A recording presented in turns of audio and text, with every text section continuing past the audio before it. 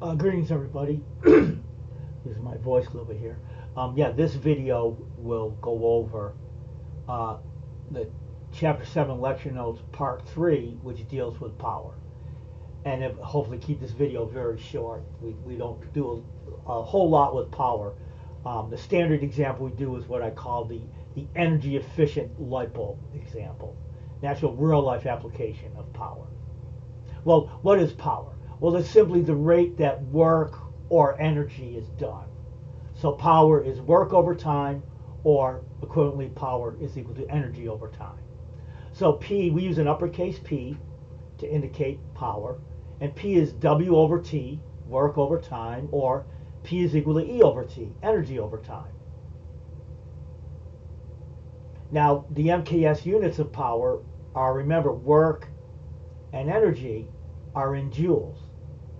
So the unit of power is a joule per second, energy over time. So abbreviated uppercase J over S. Well, the joule per second is the watt, which is abbreviated with an uppercase W. So, it can be a little, we have W meaning work, and then the unit W meaning watt. But power is simply a joule per second, which is a watt. Now, let's stick with energy. If P is equal to E over T, then that simply means E is power times time. So the energy is power times time. And we know the MKS unit of energy is a joule. Well, another common unit of energy, because remember, a joule is a unit of power times time. Well, it's not an MKS unit, but a very common unit of energy is a kilowatt hour. Power, kilowatts, times time, which in this case is an hour.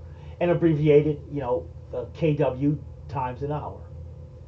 Well, why, you might say, well, Dr. Gomez, why is the kilowatt hour a very common unit of energy? Well, for any utility bill from your electric company, Georgia Power or Colquitt EMC or whoever, when you get your electric bill every month, they're charging you for how much energy you use each month, how many kilowatt hours you use each month. So again, remember, power is energy over time. P is equal to E over T, meaning E is equal to P times T. Could be a unit of a joule times a second. I mean, a watt times a second, power times time, but also it's one common unit is a kilowatt times an hour, power times time. Well, let's look at an example. And this is a very common example dealing with what are called energy efficient light bulbs. You'll hear me sometimes say an EE bulb, meaning energy efficient light bulb. So you have an energy efficient bulb, and it only takes in 28 watts of power. But the advantage of these double E bulbs is this bulb produces the same level of brightness as a conventional 100 watt bulb. So the double E bulb, i.e., why is it energy efficient? It's taking in 28 watts of power, essentially using about 1/4 of the power of a standard bulb, but it's providing the same level of brightness. Now, a double E bulb, they last for 10,000 hours, but they're expensive. One energy efficient bulb can run you around here $9.50 approximately. And there might be a little bit higher nowadays, maybe a little bit lower, but that's on average. But they last 10,000 hours, and they cost, in this case, $9.50 for one bulb. Well, the conventional bulb, the one we're comparing it to, they have a lifetime of 750 hours, and they only cost on average around 42 cents. So you might be thinking, why would I buy a double E bulb at 20, essentially more than 20 times as much as a conventional bulb? Well, you actually will save money with the energy efficient bulbs. So we want to determine how much you save by using one double E bulb over its lifetime as opposed to using standard bulbs over that same interval. Remember, the double E bulb lasts for 10,000 hours. So using one double E bulb, remember how many conventional bulbs do you have to buy to get 10,000 hours. Remember, one conventional bulb only lasts 750 hours. So you're going to have to buy more than one to get 10,000 hours of usage. And we're assuming that your utility company is charging you 12 cents per kilowatt hour. And again, this is, I believe it's example 712 in the OpenStax text. But how do we solve it? Well, let's calculate the cost first for the double E bulb, and then let's calculate the cost for the conventional bulb. So I'll do the double E, the energy efficient, first. Well, remember, your utility company, you're being paid, you pay for, excuse me, you're not being paid, you pay for kilowatt hours. They're charging you 12 cents per kilowatt hour. So we need to calculate the kilowatt hours for each bulb. Well, again, I'm doing the double E bulb first. It's 28 watts, so I want to convert that to kilowatts. Well, nothing complicated, just divide by 1,000. So 28 watts is 0.028 kilowatts, okay? Now I need, remember, I need kilowatt hours, kilowatt times an hour. Well, it's 0.028 kilowatts, and we know that the double E bulb lasts for 10,000 hours. So that gives you, so nothing complicated, 0.028 kilowatts times 10,000 hours, because you want kilowatt hours. And you get 280 kilowatt hours, okay? Nothing complicated, just convert the watts to kilowatts, just divide by 1,000, then multiply the kilowatts times the 10,000 hours, because that's how long the double E bulb lasts. Now let's calculate the cost. Well, the double E bulb uses 280 kilowatt hours. Your utility company is charging you 12 cents per kilowatt hour. Well, 12 cents is $0.12. That's what I did here. So 280 times 0.120, and you get $33.60. So that's what you're going to pay your utility company. That's what you'll end up paying your utility company for using that EE bulb. You know, it's going to burn out after 10,000 hours. So it's going to cost you $33.60. Well, remember, you also have to figure in the cost of the bulb. The cost of the bulb is $9.50. So the total cost of one double E bulb is $33.60 plus $9.50.